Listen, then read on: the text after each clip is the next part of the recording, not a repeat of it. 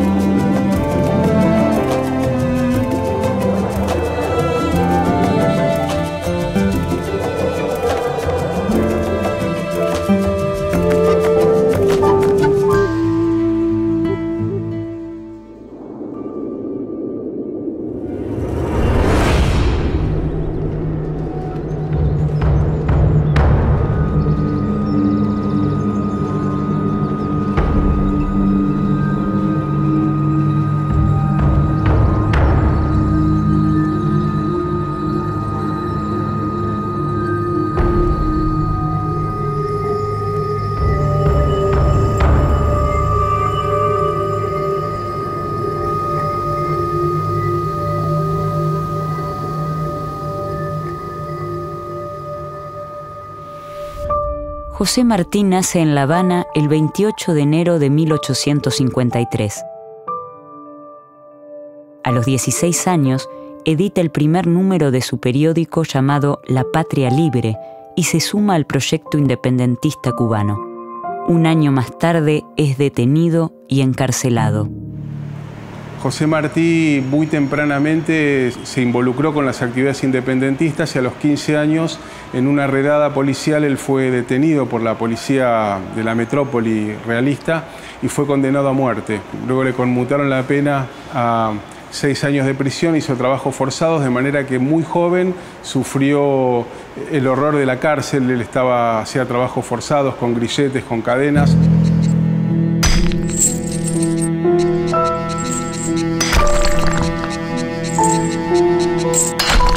La experiencia de Martí en la cárcel fue la del aprendizaje, de la tolerancia, la aceptación de los rigores que implica el compromiso político y la convicción de que ese compromiso se incrementa cuando está fundado en la justicia y en la historia.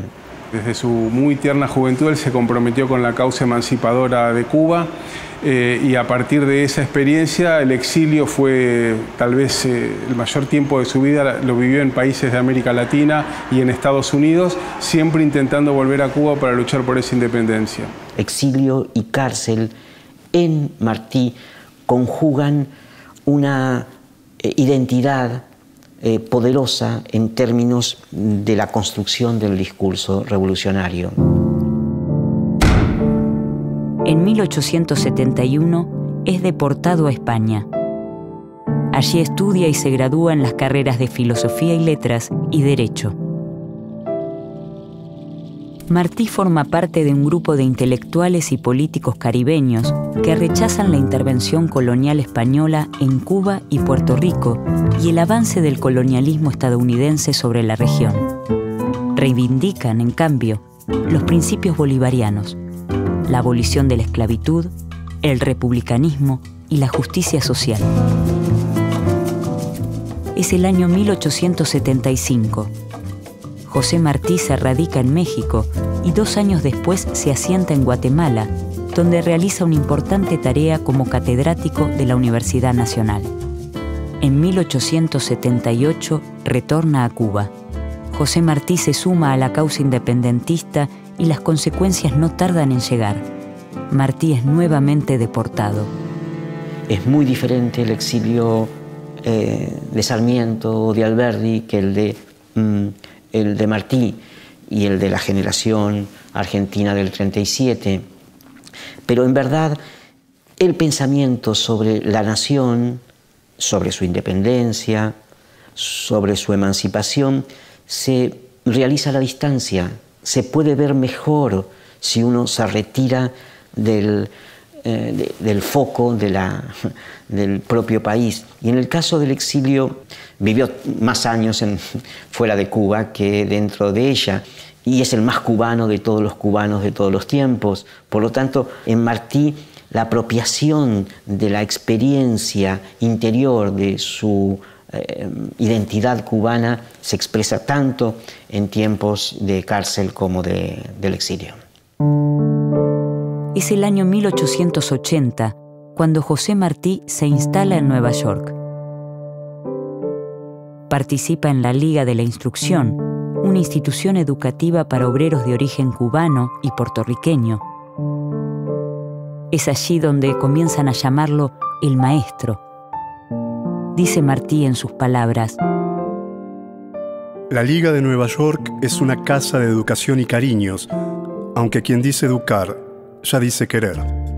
En la Liga se reúnen, después de la fatiga de trabajo, los que saben que solo hay dicha verdadera en la amistad y en la cultura. Los que en sí sienten o ven por sí que el ser de un color o de otro no merma en el hombre la aspiración sublime. Los que no creen que ganar el pan en un oficio da al hombre menos derechos y obligaciones que los de quienes lo ganan en cualquier otro.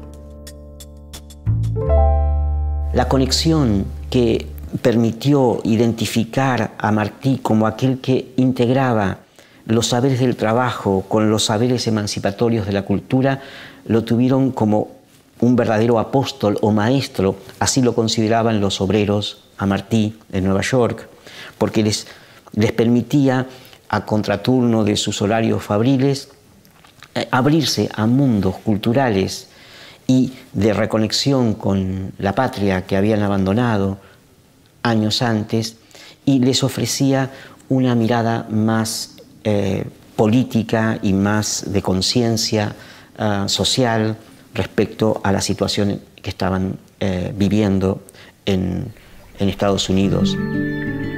José Martí evoluciona como escritor, desarrollando un estilo sencillo y claro. Se destaca como poeta y cronista, y también incursiona en el teatro y la narrativa. Muchos de sus poemas forman parte de las obras más difundidas escritas en español. En 1889, Martí edita en Nueva York La Edad de Oro, una revista infantil que llega a sacar 4 números y es reeditada numerosas veces como un libro único. En la editorial del primer número, Martí afirma: La Edad de Oro se publica para que los niños americanos sepan cómo se vivía antes y se vive hoy en América y en las demás tierras. Para los niños trabajamos, porque los niños son los que saben querer, porque los niños son la esperanza del mundo, y queremos que nos quieran y nos vean como cosa de su corazón.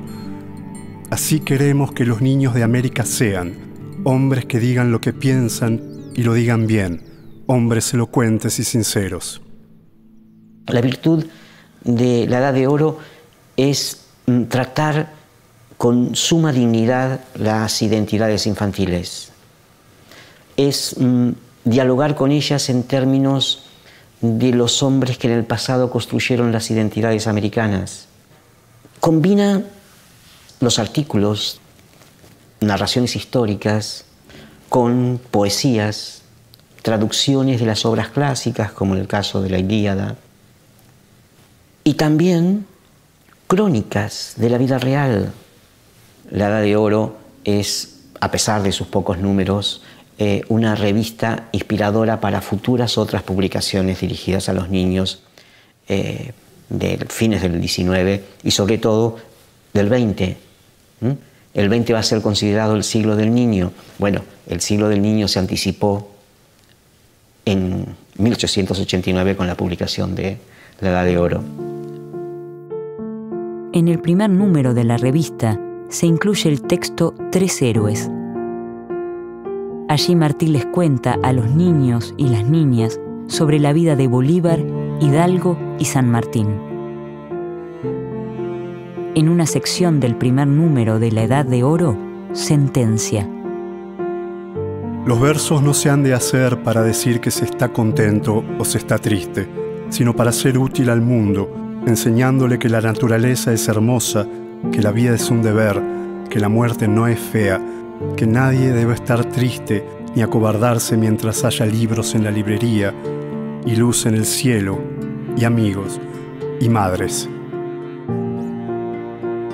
Antes todo se hacía con los puños, ahora la fuerza está en el saber, más que en los puñetazos, aunque es bueno aprender a defenderse, porque siempre hay gente bestial en el mundo, y porque la fuerza da salud, y porque se ha de estar dispuesto a pelear para cuando un pueblo ladrón quiera venir a robarnos nuestro pueblo. En ningún caso su propuesta pedagógica implica una homogeneidad cultural, un deseo de que América Latina se uniforme con un pensamiento común, fundado en una generalización o universalización de los valores industriales. Muy por el contrario, en la medida en que los niños pueden ser más cubanos o más venezolanos o más mexicanos, son más universales. Esa interacción entre las pertenencias locales y las cosmopolitas tienen en Martí un carácter integrador entre la ciencia y la espiritualidad. Martí se diferencia del racismo que domina el pensamiento de su época. Se expresa favorable al mestizaje, rescata a los pueblos indígenas y condena la conquista y sus horrores. En 1891 publica Nuestra América, su gran manifiesto político e ideológico, donde recopila parte de su obra y pensamiento. El legado que Martí expresa a través de su obra Nuestra América, uno puede ingresar a los varios tópicos del pensamiento más estructural de Martí. Básicamente, su impronta de descolonizar la mente de los latinoamericanos en términos de asumir las tradiciones que lo han colonizado bajo el dominio español. Por otro lado, Nuestra América postula un futuro común basado en la lengua, en las tradiciones y en el respeto a las idiosincrasias nacionales. Las herencias que Martí postula tienen múltiples registros. El primero tal vez está vinculado con hacer visible a grupos y edades que no habían sido puestas en la agenda pública.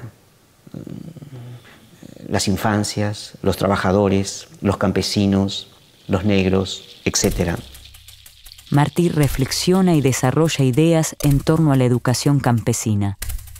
En su texto Una escuela de artes y oficios en Honduras, incluido en Nuestra América, expresa: La enseñanza de la agricultura es aún más urgente, pero no en escuelas técnicas, sino en estaciones de cultivo, donde no se describan las partes del arado, sino delante de él y manejándolo, y no se explique en fórmulas sobre la pizarra la composición de los terrenos, sino en las capas mismas de la tierra, y no se entibie la atención de los alumnos con meras reglas técnicas de cultivo, rígidas como las letras de plomo con los que se han impreso, sino que se les entretenga con las curiosidades, deseos, sorpresas y experiencias que son sabroso pago y animado premio de los que se dedican por sí mismos a la agricultura.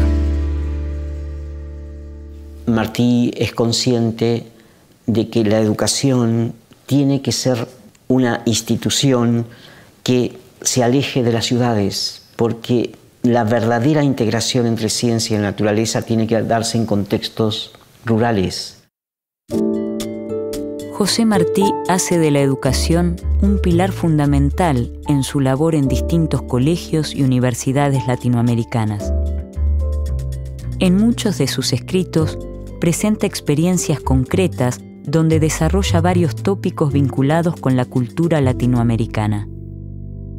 si tuviera que enumerar algunos aspectos fundamentales de su propuesta, diría primero, él planteaba la necesidad de formar seres humanos con capacidad de pensar con cabeza propia, lo que en Venezuela hoy llaman soberanía cognitiva, que el propio Simón Rodríguez reclamaba, que era no formatear cerebros que fueran capaces solo de escupir conocimientos predeterminados, sino mentes muy flexibles con capacidad de pensar. Una segunda dimensión de su propuesta era ética política, y él planteaba la necesidad de formar personas buenas, y él pensaba que el amor era una herramienta fundamental del proceso pedagógico. En tercer lugar, y en esto también se asemeja mucho al planteo de Simón Rodríguez y otros pedagogos nuestroamericanos, el papel del trabajo creador como elemento pedagógico fundamental. Él decía, si queremos ser libres tenemos que, no en estos términos, desarrollar una base material y económica, y por lo tanto la agricultura y la tierra como fuente de riqueza nos llevan a pensar en eso como un elemento formador. En cuarto lugar, recuperar nuestra propia cultura, la identidad nuestroamericana. Él valoraba al campesino y al indígena, como dice, bueno, gobernamos países donde las mayorías son campesinos e indígenas y no podemos mirar con las anteojeras de Francia o de Estados Unidos. Y luego él proponía para todo este proyecto político y educativo un determinado modelo de escuela y un determinado modelo pedagógico. Su proyecto educativo siempre está incorporando el aspecto práctico, no solamente utilitario, sino de transformación social. Él visualiza que todas las escuelas deben tener talleres anexos y estar situados en contextos rurales, de forma tal que lo que organiza y le da sentido a la vida social individual es el trabajo. El trabajo es el gran organizador de los pueblos, y ese trabajo tiene que estar informado por el conocimiento, por la ciencia, por el método, por el rigor y por el anhelo completo e incondicional de la justicia. Martí distingue entre la idea de instrucción, que es individual y tiene que ver con los conceptos, y la de educación, que es colectiva y tiene que ver con los valores. El pueblo más feliz es el que tenga mejor educados a sus hijos en la instrucción del pensamiento y en la dirección de los sentimientos. Un pueblo instruido ama el trabajo y sabe sacar provecho de él. Es el año 1892. José Martí participa en la fundación del Partido Revolucionario Cubano, cuya finalidad es lograr la independencia definitiva de la isla, como se establece en el llamado Manifiesto de Montecristi. Martí fue docente, fue periodista, fue cónsul inclusive de Uruguay en Estados Unidos, ejerció funciones diplomáticas y básicamente fue un conspirador. Él en Estados Unidos organizó el Partido Ortodoxo Revolucionario Cubano, desde el cual estaba pensada la libertad y la independencia cubanas. Así que Martí, preocupado por eso, se desplegó en muchos ámbitos: la lucha cultural en los medios de comunicación y en la educación, la lucha política en la organización del partido y la lucha militar en el propio campo de batalla. Ese mismo año se funda el diario Patria, del cual es director y donde publica más de 1000 notas. En el texto publicado en 1894 y que se denomina Revolución en la Enseñanza, profundiza respecto al rol del maestro. Hay que crear, sí, escuelas normales, pero no escuelas normales de pedantes, de retóricos, de nominalistas, sino maestros vivos y útiles que puedan enseñar la composición, riquezas y funciones de la tierra, las maneras de hacerla producir y de vivir dignamente sobre ella, y las noblezas pasadas y presentes que mantienen a los pueblos, preservando en el alma la capacidad y el apetito de lo heroico. Al venir a la tierra, todo hombre tiene derecho a que se le eduque, y después, en pago, el deber de contribuir a la educación de los demás. En el año 1895 logra volver a su tierra y participar de la lucha armada para su emancipación.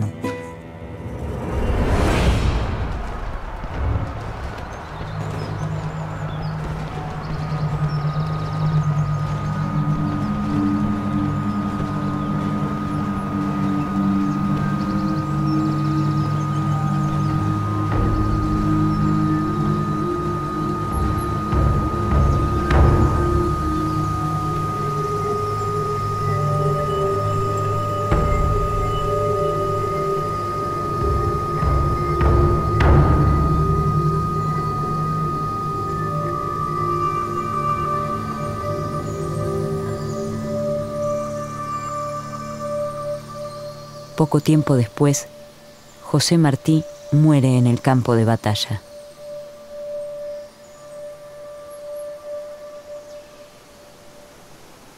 Los docentes que leemos a los grandes pedagogos latinoamericanos corremos dos riesgos, ¿no? El primero es suponernos que ellos escribieron sus libros de la nada y que nacieron como magos pedagógicos que nunca tuvieron que aprender, y en verdad cuando uno recorre la experiencia, no sé, de Luis Iglesias en Argentina y otros pedagogos, ve que sus mejores libros son producto de 20 años de trabajo. Entonces digo, tal vez lo primero es superar la lógica del pensamiento mágico de que ellos fueron geniales docentes que no tuvieron que equivocarse, que ensayar. Y el segundo error es pensar que son tan inalcanzables que tienen un efecto paralizante para nosotros los maestros. Está en el pasado y está en el futuro de América. Ese es el legado que los grandes hombres del siglo XIX se elevaron de su propio tiempo y se transformaron en sujetos que pueden dialogar con las generaciones actuales de un modo horizontal, democrático y justo. Se considera que, en algunos de sus discursos, José Martí fue el autor de la reconocida frase «Todo hombre en la vida debería tener un hijo, plantar un árbol y escribir un libro». José Martí ha dedicado su vida a luchar por la libertad de los más oprimidos, de los negros, de los trabajadores, de indígenas y campesinos. Ha luchado con armas y con poesía por la libertad del pueblo latinoamericano y así, luchando, entregó su vida.